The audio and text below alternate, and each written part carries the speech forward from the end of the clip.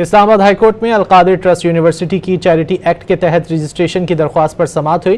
قائم مقام chief justice سرفراز ڈوگر نے ریمارکس دیے کہ القادر ٹرسٹ کیس میں تو سزائیں ہو چکی، ٹرسٹ پنجاب حکومت کی تحویل میں چلا گیا ہے، اب اس کیس میں کچھ نہیں۔ مزید جانیں گے ڈان نیوز کے نمائندے طاہر نصیر سے۔ طاہر بتائے گا قائم مقام چیف جسٹس سرفراز ڈوگر کا مزید کیا کہنا تھا؟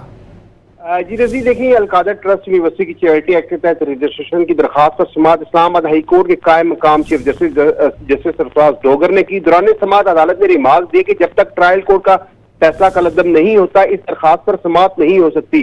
القادر یونیورسٹی ٹرسٹ کے وکیل جہانزیب سکھیرا عدالت میں پیش ہوئے۔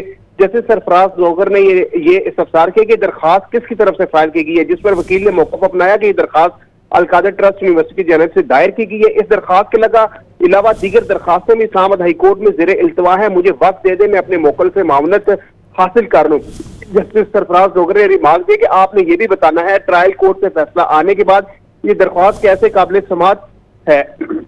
عدالت نے وکیل درخواست گزار کو مہلت دیتے ہوئے کیس کی سماعت 1 ماہ تک کے لیے ملتوی کر دی، اور عدالت نے یہ بھی ریمارک دیا ہے کہ ٹرائل کورٹ کے فیصلے کے خلاف اپیلیں بھی مقرر نہیں ہوئی، ٹرسٹ پنجاب حکومت کی تحویل میں چلا گیا، ضبط ہے، اب اس کیس میں کچھ نہیں ہو سکتا۔ تاہم عدالت نے وکیل کی مہلت کی درخواست منظور کرتے ہوئے سماعت 1 ماہ تک کے لیے ملتوی کر دی ہے۔